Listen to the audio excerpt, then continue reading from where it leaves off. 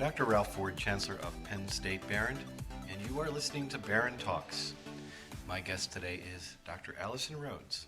Allison is an Associate Professor of Engineering in our Plastics Engineering Technology program and the newly formed Polymer Engineering and Science program. Welcome here, Allison. Thank you, Ralph. Well, I'm going to take a moment and run through your biography, which is quite significant and substantial. You've done a lot, but I'll try to hit some of the high points. Maybe many people who are familiar with Behrend know you've been here as a faculty member for a while. You are an alumna of Behrend. You got a bachelor's degree in plastics engineering technology here. You hold a PhD in polymer science and engineering from the University of Southern Mississippi. Your research focuses on, and we're going to get into this and explain it for our audience, polymer thermodynamics, polymer crystallization, things like how do you formulate plastics for additive manufacturing. Earlier this month, and very significantly, you took on an important leadership role here at Behrend, and you were named the Interim Associate Dean for Research and Graduate Studies. And what that means is you're going to be leading our research enterprise and the future of our graduate programs here, and we are grateful that you are doing that. One last thing, I will just add again, you're a highly accomplished teacher and researcher. You were awarded the NSF Career Grant and have developed a significant number of industry partnerships. So again, welcome here. Thank you very much. Well, let's start. I wanted to talk a little bit about what brought you to Behrend as a student and later as a faculty member. But let's just start out. Plastics. Why did you ever decide you wanted to get involved with plastics as a young person? That's a great question. As a child, I was always mixing things, mixing slime, taking clay out of the creek bank and mixing it with melted pop rings at the campfire, just always mixing. And my dad is a petroleum engineer, also from Penn State, and I was quite inspired by the things he was doing at work. And I came to Penn State Behrend actually to play softball specifically rather than University Park. And so while I was here, I wanted to be in engineering, but I didn't know which type, and the plastics engineering technology department absolutely looked like they were having the most fun. And so I really joined them because the faculty were engaging, the students were enjoying what they were doing, and the lab was awesome. So that's what took me there. It is a close-knit group, I will say that, and it remains that way today, and they do have an awful lot of fun. And you grew up in, I would say, rural Pennsylvania as well. Is that correct? Yeah, Tidiute, Pennsylvania, right on the Allegheny River. So mixing things, working with silly putty, slime, all that stuff. Yeah, I was very much a tomboy. So as we know, Allison, plastics are in the news all the time. They're a big part of our lives. Why don't we start there and just tell us, why are plastics so important? Why are they so prevalent? Well, it's best to take a look back into history and think about the challenges that humanity faced as a whole, say, prior to World War II. Think about what medical used to be. Think about what food storage used to be. Think about all the challenges that really limited even human life expectancy.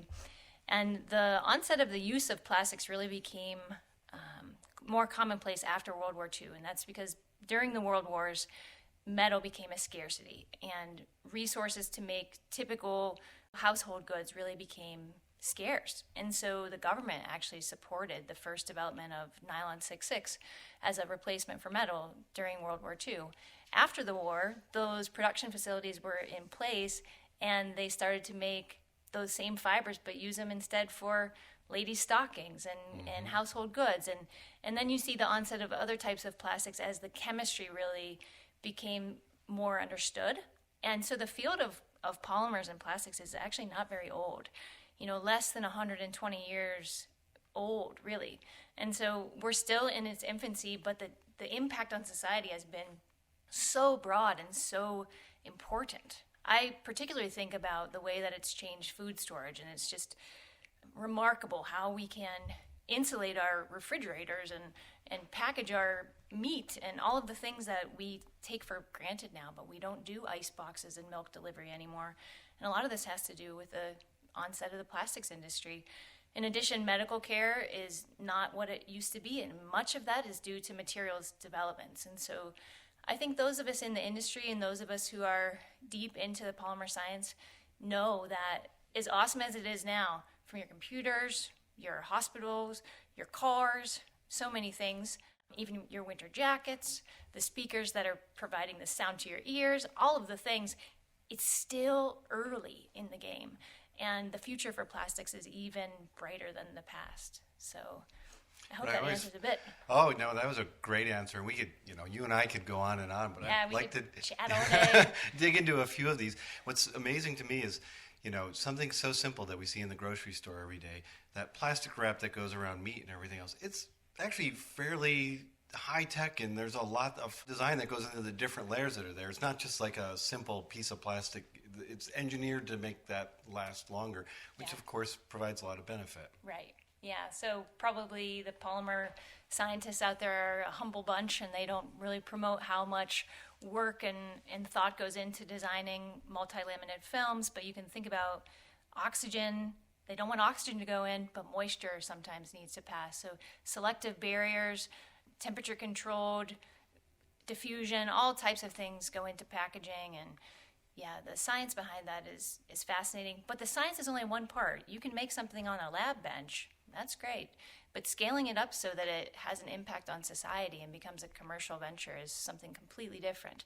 And that's where manufacturing comes into play. And I think that's one of our strengths here at Behrind, is connecting really good science with the reality of manufacturing and saying, how do we take something that's important and we know it's going to be important, and how do we bring that to market? How do we work with companies to do that, especially in the plastics space?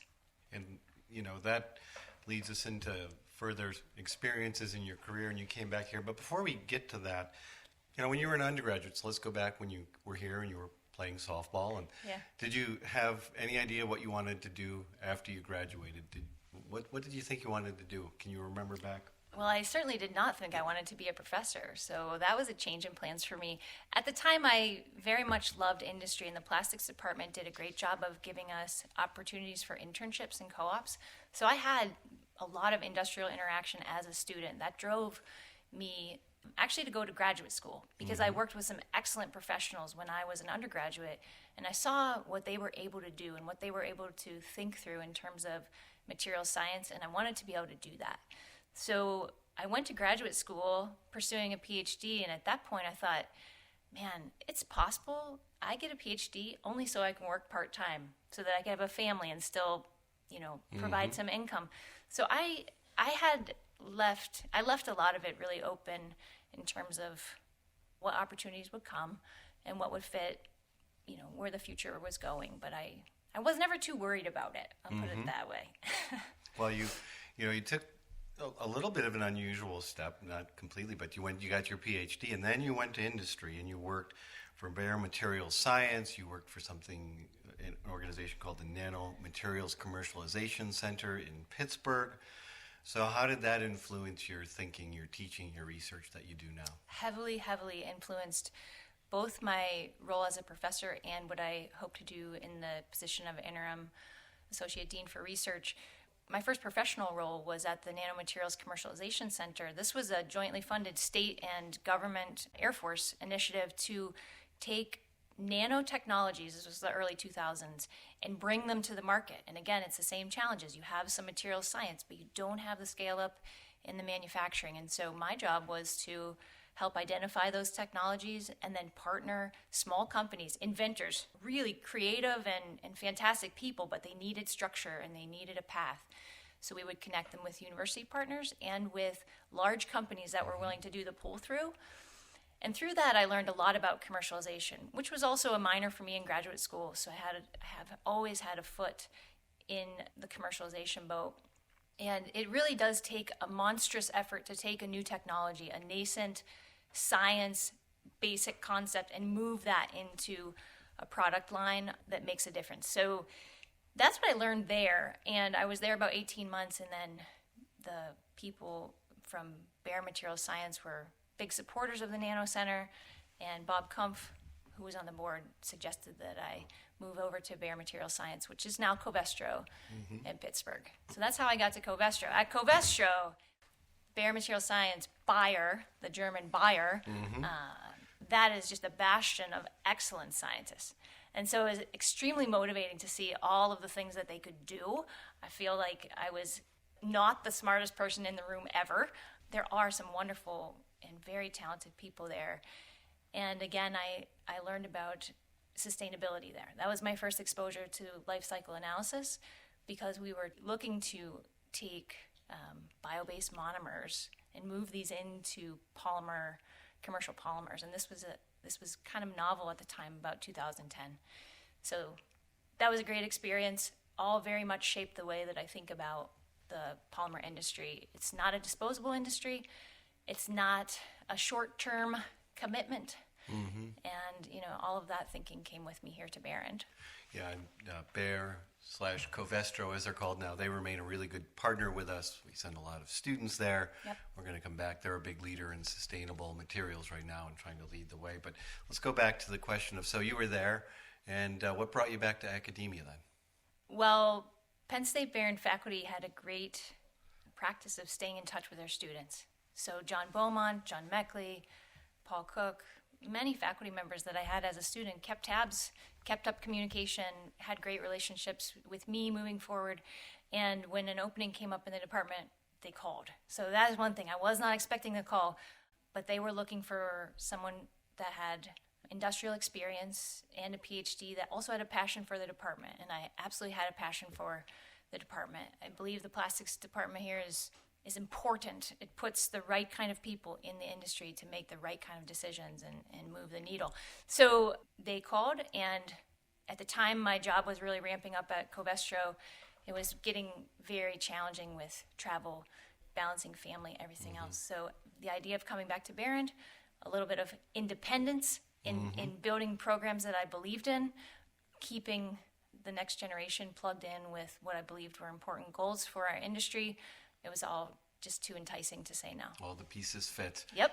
And, I was part of that discussion Yes, as you well. were. I was director of the engineering school, and it was John Beaumont and the faculty members really advocated and Yeah. brought you back, and it's Yeah, I think they're it's been great people. a great career path for you. So Great people. well, the one of the things that happened shortly after you got here was you applied for and received something known as an NSF, and that's National Science Foundation for our listeners, career grant. And it's significant, I know that, but why don't you explain to us what the significance of that grant is, and how did it help you launch your career here? So the National Science Foundation's Career Award Program is designed to identify high potential faculty talent early in their career, so that they don't get stymied in the age-old problem of bringing in enough money to do what they need to do. And so I didn't apply for my career grant until my 4th year as a professor, or maybe my 3rd year, I can't remember now. But anyways, the last year I was able to apply, because you have to be early career. And I only gave it one shot, but at that point my industry background and my exposure to the world of polymer science had really crystallized, and I was able to identify a sweet spot, right? The plastics industry is strong and thriving and moving forward. The polymer science world, the world of polymer science, is in itself a thriving community of really brilliant people, and they almost never talk to each other. The plastics industry and the polymer scientists almost never talk. And so basically I proposed a program that would bring the best of polymer science to bear fruit in plastics manufacturing. And it really resonated with NSF, and they funded it basically immediately. I also had several industrial support letters and partners and academic partners. We rallied quite a bit of excitement around it. So I'm definitely thankful for that award. It allowed us to build a core competency group here at Barron that at this point is really the best in the nation, arguably one of the best in the world for what we do. And I'm really happy about that. No, I think it's word that we need to get out further is we've got a really significant research group up and running here. You've attracted some of the best minds in the country, and kudos to you and the whole team. So let's take this a little deeper. You work in the area of polymer thermodynamics and crystallization. Yep. And you look at temperature changes and really high rates of speed. Okay. What does that mean and why is that important? Yeah, who cares, right? So I think, again, you have to go back to manufacturing. So think about plastics manufacturing. A lot of people in our region, plastics industry is wildly important here, and everybody knows somebody that works in a molding shop, right? So in plastics molding, what happens is you heat up the plastic, you melt it like candle wax when it's melted, and then they smash it into a mold at a high speed, and the mold is cold and metal, and so the plastic, just like wax pouring it onto a countertop, it solidifies really quickly, okay? But in reality, the speed at which many polymers solidify, not all of them, but many important ones, especially nylons, polyethylene, high density polyethylene, polypropylene, things you've heard from the recycling bin land, right? Those polymers, if they cool too quickly or too slowly, or if they have been under a lot of stress by being moved really rapidly and then they cool really quickly, they don't solidify properly. And when I say properly, what I mean is they actually need a little bit of time to form what is known as a crystalline structure in polymers. Now, crystal structures are funny things. You can think about crystals of, or different molecular arrangements of something like carbon, right? You can make a diamond or you can make a pencil lead. It depends, how you organize these things. And in polymers, it's really no different.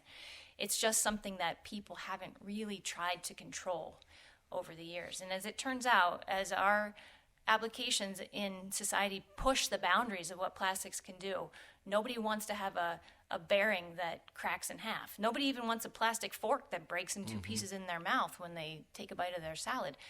You have to control the way that the polymer organizes itself as it solidifies in order to maximize the way that that polymer will perform. And that's what my group has developed the expertise in experiments, but also modeling. So how do you take the information about the way that plastic is setting up and move that into a model that can be used to design a manufacturing process that's totally optimized?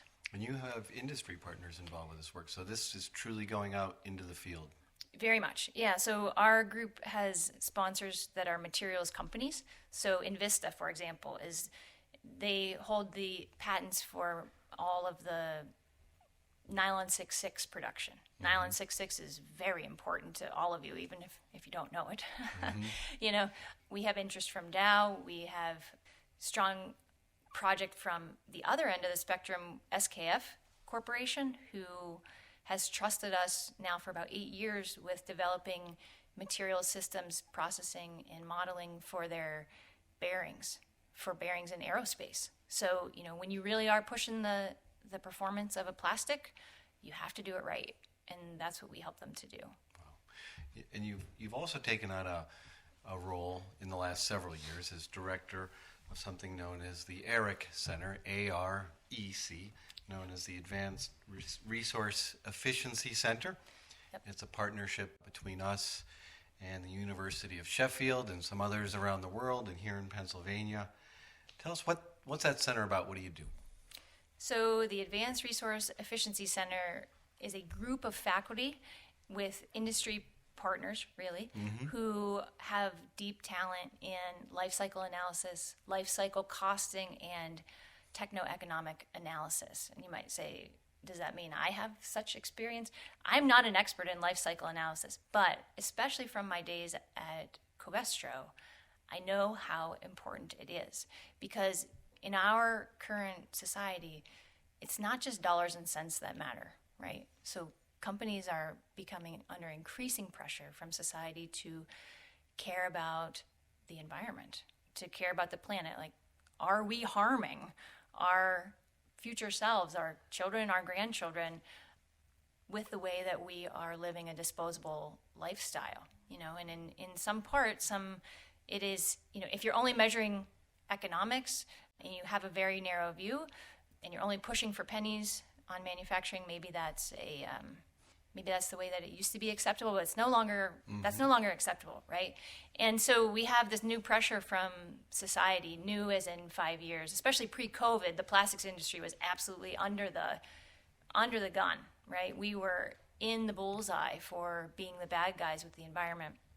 And a little bit before that, we started to think about the way that our regional industries needed to be aware of the decisions they were making and the implications for environmental carbon footprint, the way that the waste was being handled, all sorts of things. So we developed a partnership with the Eric Center at the University of Sheffield. And there they have deep expertise also in life cycle analysis. And the thing we like the most about them is they looked at the entire supply chain. So you can do life cycle analysis on the production of one little item in your, like, of polyethylene. We can do a life cycle analysis of polyethylene. But if you don't broaden the vision and look at the entire supply chain, then you may be sort of saving a little bit of energy efficiency over here, but losing all of your benefit in the bigger picture. What do I mean by that? Let me think how I can explain this. I think I can help you with this one. Yeah, help me. I think there are just a lot of products out there. We make assumptions about them. So you take a plastic water bottle. I give you a couple of other examples. And if I compare that to, say, using an aluminum container or using a glass container, and I really want to understand the full life cycle, I need to know how much energy goes into it. And this really impacts greenhouse gases. And I think a lot of people, if you do a real, complete analysis of it, and I stay up some nights trying to at least understand some of the literature on this because it just interests me, you come to some surprising conclusions. Absolutely. Yes. Thank you for the prompt. So in any product, you have competitive products, right? So for the water bottle example that Ralph made, or you can think about the plastic bag example, right? It seems out of the gate as if the paper bag is by nature, it's sustainable, right? It's made from wood pulp, and that just must be better than dragging oil out of the ground and making a plastic bottle. But if you are absolutely concerned with the embodied energy and the carbon footprint of the thing and the big picture of the impact of that product, how much water did it take to make the paper bag? How much heat did it take to make the plastic bottle? How do you balance and compare two processes that are actually by nature quite different and look at them for what should be measured, right? Embodied energy, the long-term lifetime of the product, where does it go when it's done being used, that type of thing. You're often surprised.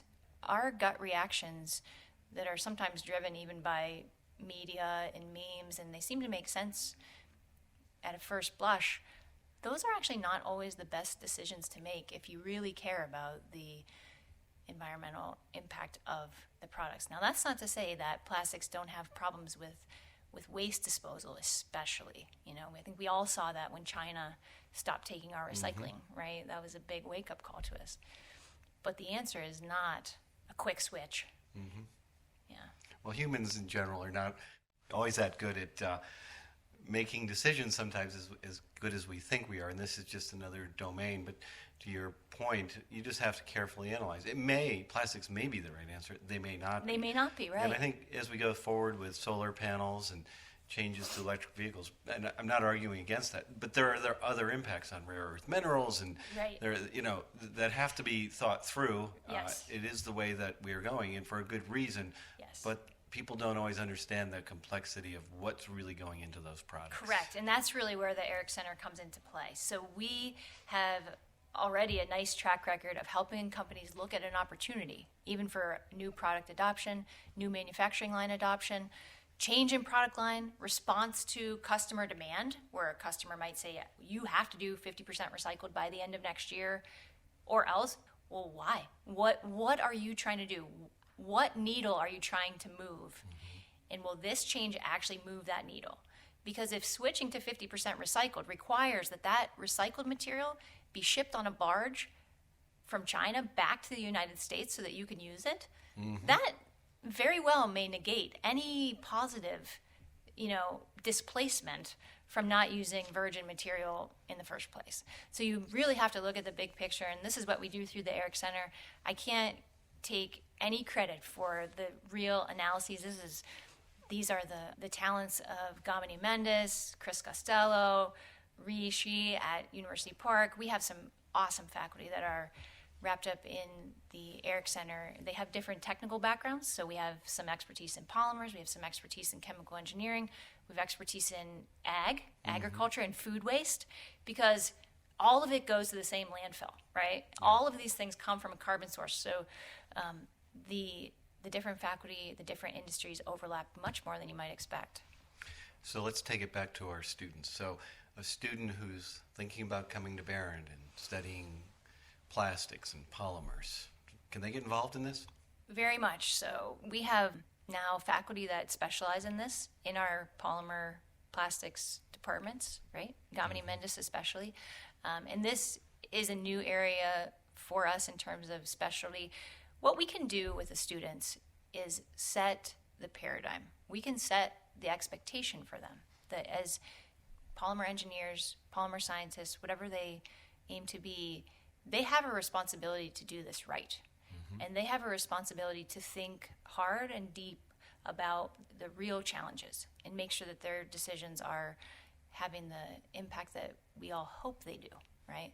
So we do that through, we have a polymer sustainability class now that's taught. Some of that curriculum looks at, for example, how do polymers degrade? You probably think that you throw this bottle in the woods and it's there 4 million years later. In reality, the degradation mechanisms can be much quicker, and if you want to make them even faster, you can do that. So polymer design, processing aids that will allow polymers to break down much faster, new strategies for recycling, proper waste handling and management, sorting technologies. How do what do you do with a blue bin of recycled materials that's all mixed up? The energy that goes to sorting them goes towards the bottom line of energy for the system. So all of these aspects, the students are now exposed to, and it's our expectation that we are training next generation polymer engineers, plastics engineers that have a really, strong skill set in that area. Well, extremely well said. Let me switch gears a little bit. In terms of your personal career, one of the things I noticed in your bio was that you were involved in something known as the Women in America program. You were a Women in America mentee.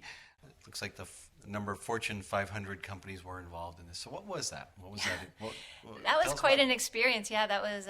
It started when I was in graduate school. I think I was heavily involved for about 4 years, and it was a group of Fortune 500 women. So Forbes' most powerful women list. They came together. And they said, we want to mentor the next generation of professional women. And to their credit, they included STEM women, so women trained in technology. And that's how I was chosen to be a part of that initial group. So I was in the inaugural class. Wow. And so, the CEO of Xerox was involved. We had American Express. It was an incredible group of women, absolutely incredible.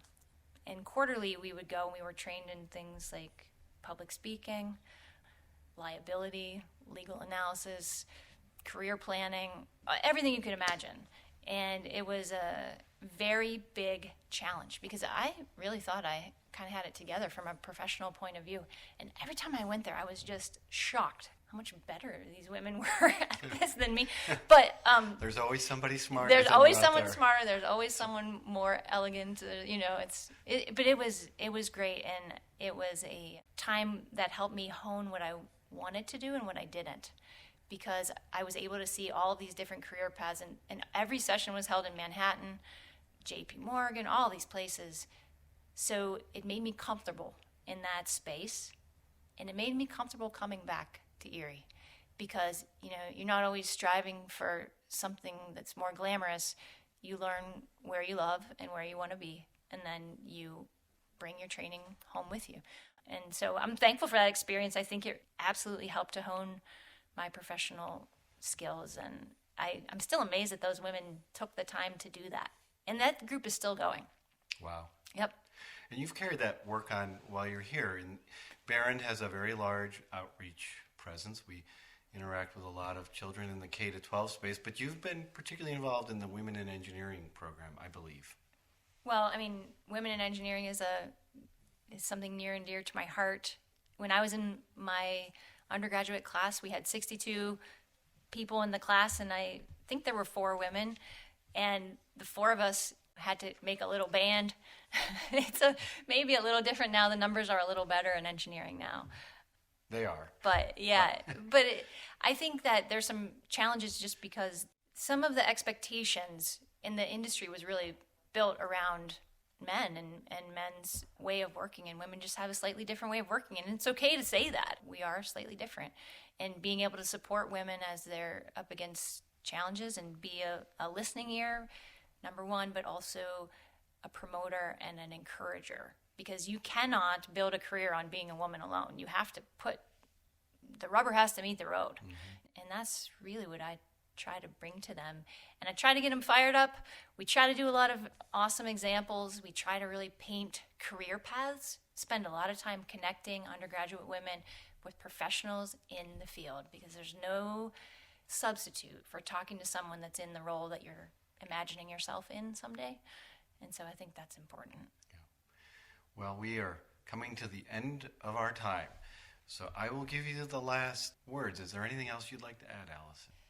Well, thanks for the time. I really appreciate it. It's nice. And I think in closing, I would mention that our region here in Erie, we have been gifted, really blessed with a strong plastics industry via legacy, right? None of us started it. And we have a Great Lake sitting right here, and none of us dug that hole and filled it with water. And so taking care of the resources that we have and that we've been given is something that I think as our college can really play a big role in that, and we need to own that. And so we are always looking for people who are fired up about building support around our core competencies in the region. And if anybody has ideas or anybody would like to discuss that further, I would encourage them to give us a call. For more information, please just check out the Penn State Barron website, and you can also Google the AREC Center, AREC, at Barron. Just reach out. Just reach out. Yep, we're here. All right, well said. Well, you have been listening to Barron Talks. I'm Chancellor Ralph Ford. My guest today is Dr. Allison Rhodes, our incoming Associate Dean for Research and Graduate Studies. It's been a fabulous conversation. Thank you. Thank you.